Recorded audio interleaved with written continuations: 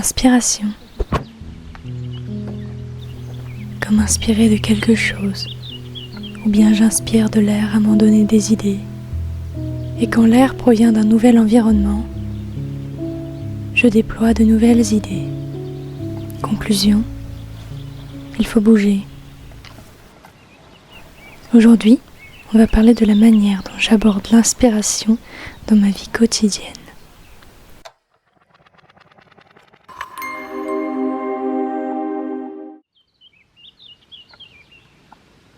Depuis toute petite, j'accorde au monde une importance cruciale.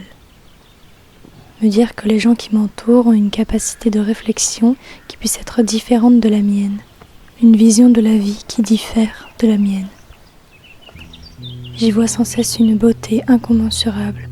Elle émane d'elle-même un sentiment qui ne peut être accepté que si on en prend la totalité. Parfois j'aime me dire que les belles choses sont à voir dans leur ensemble. On voit la vie de manière positive. Mais pour l'esthétique que je perçois du monde, elle peut parfois découler d'une horreur. J'ai commencé à prendre des photos. Un petit appareil qui me permet de partager ma vision du monde.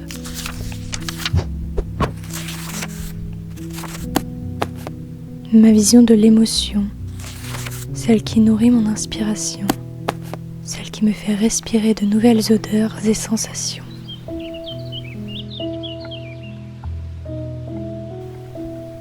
Mon éducation a tourné autour de la beauté. J'ai fait de la danse pendant 7 ans, 3 ans de piano, 4 ou 5 de chorale, 4 ans de flûte traversière, une mère qui nous chantait Memory de la comédie musicale Cats comme berceuse, un père qui faisait des concerts dans un groupe, un piano chez mes grands-parents. Tout me venait à faire de la musique. Tout.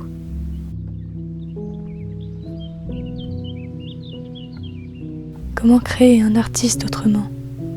Lui montrer l'amorosité du monde ? Comment créer un être humain qui pourrait appréhender le monde pour en créer de plus belles ? La plupart du temps, je ne cherche pas. J'attends et des messages, des mots, des accords se dessinent au bout de mes doigts.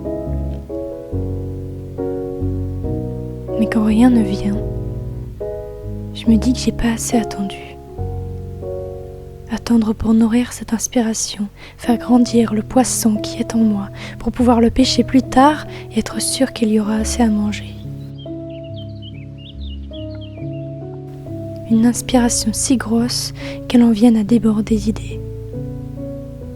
C'est frustrant d'attendre, attendre que ça vienne. Mais c'est parfois le meilleur des exercices, apprendre à être patient et écouter ce que notre corps a à nous dire.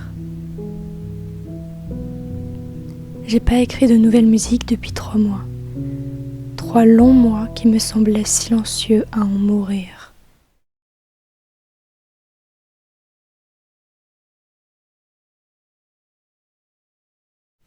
Et un jour, quand je m'y attendais le moins, j'ai essayé la simplicité. Des notes sur le piano et des images me sont apparues. J'attends que les mots me viennent, parfois rien, parfois n'importe quoi, parfois incompréhensible et d'autres fois, après la douceur de l'attente d'un projet en maturation, une sonorité survient. Et soudain, mon cœur se remplit d'amour d'avoir réussi à sortir des émotions qui étaient depuis trop longtemps restées en moi.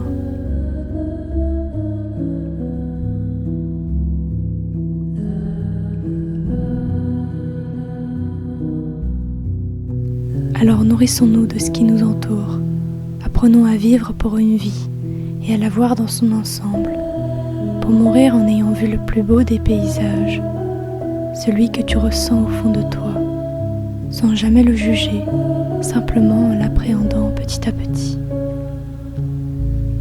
Si tu souhaites voir comment j'ai exposé mon cœur sur un plateau d'argent, je te propose de regarder cette vidéo, l'épisode 2 de cette série. N'oubliez pas de vous abonner pour voir les épisodes suivants et d'aller écouter notre titre sur toutes les plateformes qui s'appelle Je te dirai.